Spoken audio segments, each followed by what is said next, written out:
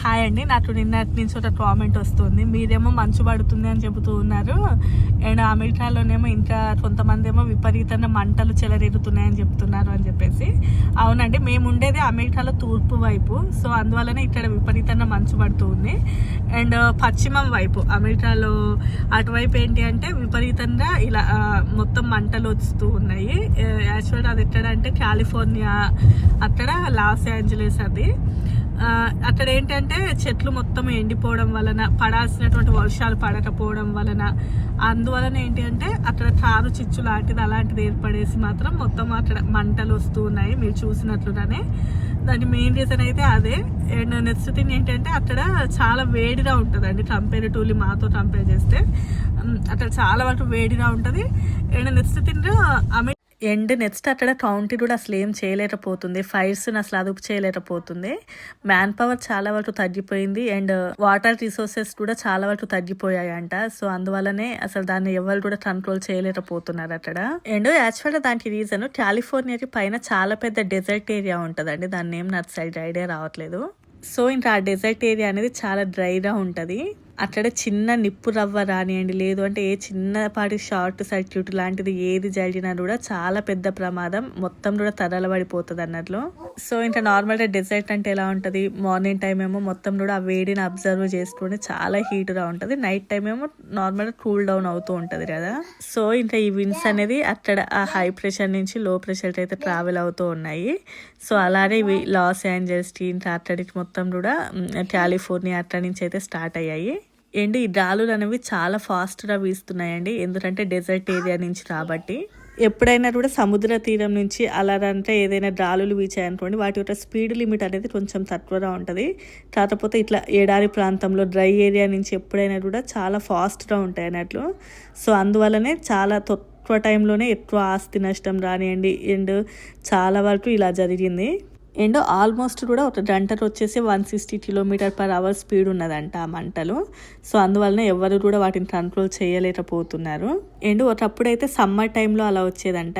యాక్చువల్గా 2018 ఆ టైంలో కూడా లాస్ ఏంజల్స్లో ఇలాంటి ఇష్యూ ఎదురైంది. కాకపోతే ఇంత పెద్ద మొత్తంలో జరగడం అయితే ఇదే ఫస్ట్ టైము. అండ్ అసలు పడాల్సినటువంటి వర్షాలు అయితే అసలే పడలేదంట, మినిమం రేంజ్లో కూడా వర్షాలు లేకపోవడము. అండ్ నెక్స్ట్ థింగ్ ఏంటి అంటే అన్ని చెట్లు అన్ని కూడా కొట్టేసి పెద్ద పెద్ద భవనాలు నిర్మించడమే దీనికి మెయిన్ రీజన్. లాస్ ఏంజల్స్లో చాలా వరకు చాలా రిచెస్ట్ పీపుల్ ఉంటారండి. ఫర్ ఎగ్జాంపుల్ చెప్పాలంటే మనకి బాలీవుడ్కి బొంబాయి ఎలానో హాలీవుడ్కి, అంటే ఆల్మోస్ట్ ప్రపంచంలో హాలీవుడ్కి సెలబ్రిటీస్ మొత్తం కూడా లాస్ ఏంజల్స్లోనే ఉంటారు. ఆల్మోస్ట్ ఇప్పుడు జరిగినటువంటి ఈ ఫైర్ ఇన్సిడెంట్లో టాప్ మోస్ట్ హాలీవుడ్ యాక్టర్స్ సంపాదించుకుంది మొత్తం కూడా పోయిందంట, కొన్ని కోట్ల నష్టము. సో అండ్ అక్కడైతే ప్రజెంట్ అయితే ఎమర్జెన్సీ సిచ్యువేషన్, అండ్ చాలా మందిని కూడా అక్కడి నుంచి వేరే ప్లేసెస్ తీసుకెళ్లారు. అండ్ ఒక 5 members ఏమో చనిపోయారని కూడా న్యూస్ వస్తూ ఉంది. అండ్ హాలీవుడ్లో యాక్ట్ చేసే వాళ్ళని కూడా మొత్తం కూడా ఆ బిల్డింగ్స్ మొత్తం కూడా ఖాళీ చేపించేసి వేరే చోటుకి అయితే వాళ్ళని తీసుకెళ్లారంట. అండ్ పాపం చాలా మంది కూడా 60-70 సంవత్సరాల నుంచి అక్కడే స్టే చేసిన వాళ్ళందరూ కూడా ఆ ప్రాంతాలను వదిలేసి అయితే వెళ్ళిపోతున్నారు. నార్మల్గా మీరు అమెరికన్ న్యూస్లో అయితే చూడొచ్చు. అవి ఆల్మోస్ట్ 200 ఎకరాల అడవుల్లో ఈ ఫైర్ మొత్తం కూడా స్ప్రెడ్ అయ్యింది. ఇంతకు ముందు కూడా ఇలాంటి ఇన్సిడెంట్స్ ఎదురైనా కూడా ఇంత భారీగా ఎదురవడం అయితే ఇదే first time. Almost top most Tollywood actors యొక్క హౌసెస్ మొత్తం కూడా ఎట్లా కాలిపోయాయంట, అసలు ఏమాత్రం కూడా లేకుండా. నార్మల్గా ఎందుకంటే అవి చాలా స్పీడ్గా ఉండడం వలన మొత్తం అందరివి కూడా చాలా వరకు ఆస్తి నష్టము. సుమారుగా చెప్పాలి అంటే కొన్ని లక్షల కోట్లు నష్టం అన్నట్లు. ఇప్పుడు దాని వలన అమెరికాలో ఒకవైపేమో మంచుతోటి విలవిల, ఒకవైపేమో మంటలతోటి విలవిల. సో ప్రజెంట్ అయితే రెండు వైపులా ఇలాంటి సిచ్యువేషన్స్ అయితే ఉన్నాయి. మంచుతో అంటే పెద్ద ప్రాబ్లం లేదు లేండి, ఏదో ఇండ్లలో హీటర్స్ వేసుకొని కూర్చుంటారు, అసలు అది పెద్ద మ్యాటరే రాదు. బట్ ఇది మాత్రం చాలా బాధాకరమైన సిచ్యువేషన్స్.